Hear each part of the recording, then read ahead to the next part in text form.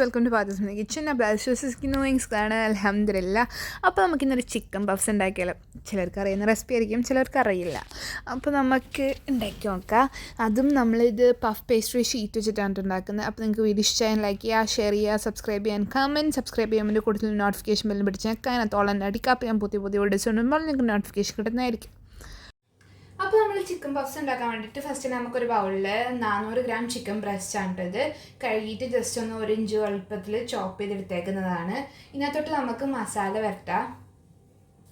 അതിന് വേണ്ടിയിട്ട് ഫസ്റ്റ് നമുക്ക് ഒരു 3/4 ടീസ്പൂണോളം റെഡ് ചില്ലി പൗഡർ ഇട്ട് കൊടുക്കുക. ഇതിപ്പോൾ ഞാൻ ഉപയോഗിക്കുന്നത് കാശ്മീരി ചില്ലി പൗഡറാണ്, അതുകൊണ്ട് അത്ര എരിവുണ്ടാവില്ല. ഇതിലേക്ക് ഒരു 1/4 ടീസ്പൂൺ മഞ്ഞൾപ്പൊടി, ഇതിലേക്ക് 1 ടീസ്പൂൺ കൊറിയാൻഡർ പൗഡർ മല്ലിപ്പൊടി, ഇതിലേക്ക് നമുക്കൊരു 3/4 teaspoon garam masala, 1/2 teaspoon pepper powder ഇട്ടില്ല എന്നുള്ള രീതിയിൽ ഇടണം. ഓക്കെ, ഓൾറെഡി നമ്മൾ മുളക് പൊടി ചേർക്കുന്ന കാരണം സ്പൈസിനെസ് ഉണ്ടാവും. പിന്നെ ജസ്റ്റ് ഒരു കുത്തലിന് വേണ്ടിയിട്ട് നമ്മൾ കുറച്ച് പെപ്പർ പൗഡർ, പിന്നെ ആവശ്യത്തിന് ഉപ്പ്. അപ്പോൾ നമ്മൾ നല്ലോണം മിക്സ് ചെയ്തെടുത്തിട്ടുണ്ട്. ഇത് നമുക്ക് ഒരു 10 മിനിറ്റോളം വെയിറ്റ് ചെയ്യുക, ഇതൊന്ന് പിടിക്കാൻ വേണ്ടിയിട്ട്. അതുവരെ നമുക്ക് നമ്മളുടെ മസാലേൻ്റെ സംഭവങ്ങൾ ചെയ്യുക. ടൊമാറ്റോ, സവാള എല്ലാം മുറിച്ചെടുക്കുക. അപ്പോൾ നമ്മളുടെ എണ്ണ നല്ലോണം ചൂടായിട്ടുണ്ട്. ഇതിനകത്തോട്ട് നമുക്ക് നമ്മളുടെ വേപ്പില,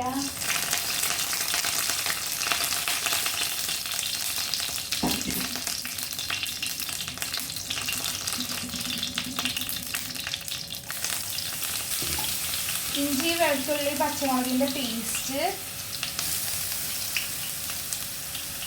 ഇതിപ്പോൾ ഞാനൊരു പച്ചമുളകും 3 അല്ലി വെളുത്തുള്ളിയും ഒരു ഇഞ്ച് വലിപ്പമുള്ള ഇഞ്ചിയും കൂടി എടുത്തിട്ട് ജസ്റ്റ് ഒന്ന് മിക്സ് ചെയ്തിട്ട് അടിച്ചെടുക്കാം കേട്ടോ.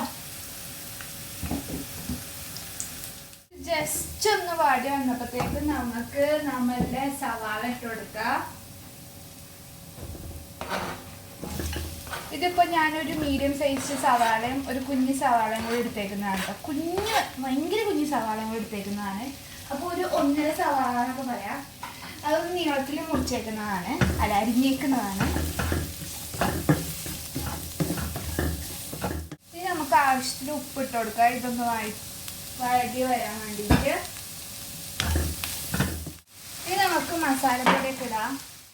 1/2 teaspoon Kashmiri chilli powder, 1/4 teaspoon മഞ്ഞൾപ്പൊടി,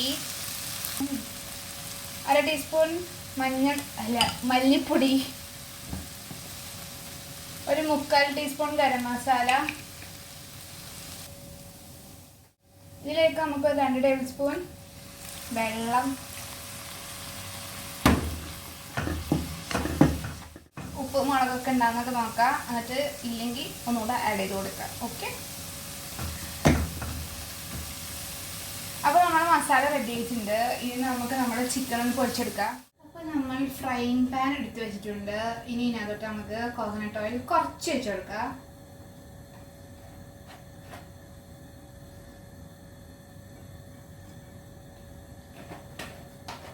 അതൊന്ന് ചൂടായിട്ട് വരുമ്പോഴത്തേക്കും നമുക്ക് നമ്മളുടെ നേരത്തെ മസാല ഇട്ട് വെച്ച ചിക്കൻ പീസസ് ഇട്ട് കൊടുക്കാം.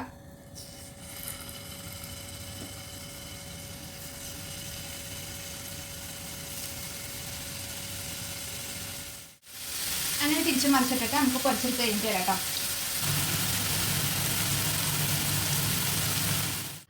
അപ്പോൾ ഗായ്സ് നമ്മളുടെ ചിക്കനൊക്കെ പൊരിച്ചെടുത്തിട്ടുണ്ട്.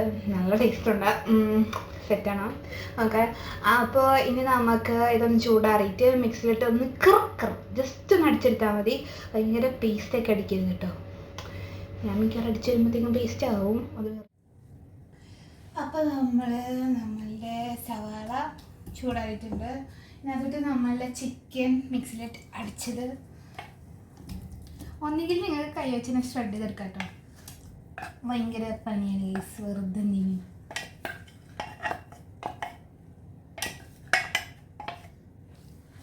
ഓക്കെ, ഇനി നമുക്ക് ഒക്കെ കൂടെ ഇട്ടിട്ടൊന്ന് മിക്സ് ചെയ്തെടുക്കാം.